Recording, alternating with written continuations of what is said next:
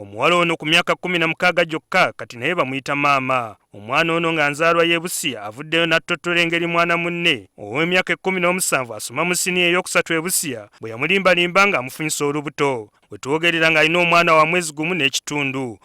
Nali nkyasoma omulenzi n'annimbiriza nampa olubuto.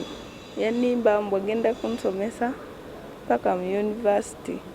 Ono gwe tutagenda kwogera mannya wadde okulaga obwenyi bwe alombozza ebyayiseemu eri bannaddiini n'ab'ebitongole eby'obwannakyewa. Bwe yannimba nze ne nfuna olubuto ye n'adduka n'agenda. Ne nsoma nga teri gwe mbuliddeko ttaamu esooka n'eggwaako. Bwe nawulira obuzito ne nzirayo waka. Ali mu kibiina kya 7 mu bitundu by'e Busia. Kakati maama n'aŋŋamba mbu nzireyo ku ssomero. Nansitula nanzizaayo ku ssomero n'ensoma. N'ensaawa zino nno nkyasoma era ngenda kukola ebibuuzo byange ebya PLE. Abakola ku nsonga z'abaana mu kitongole ky'obwannakyewa ki World Vision batubulidde engeri omwana gy'azze atawaanyizibwamu omuli okufuumulwa ku ssomero nga n'ebibuuzo by'ekyomusanvu byali bisembedde. Ekyanumiriza nze ngamba nti tikyali kirungi nnyo.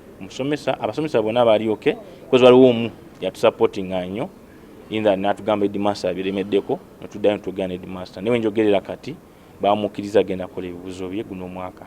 Kati biri awo bwe bityo netugamba tetugenda kusirika. So keesi iri ku poliisi bakyagirondoola naye kati omuvubuka yali adduka yakomawo asoma senior 3 in one of the secondary school. Bannaddiini wamu n'ebitongole ebirwanirira eddembe ly'abaana batadde emikono ku kipande ng'obweyamo okulwanyisa ebikolwa eby'okutulugunya abaana wamu n'okubasobyako.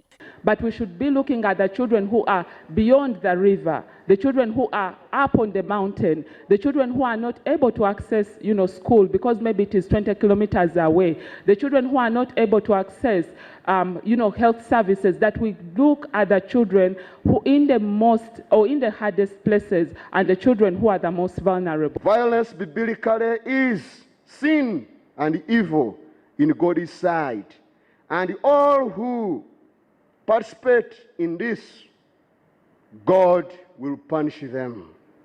Ensinkano eno ebadde n'omulamu ogugamba nti enzikiriza ez'enjawulo zikozeewo ki okulwanyisa ebikolwa eby'okutulugunya abaana wamu n'okubatunuza mu mbuga ya Sitaani.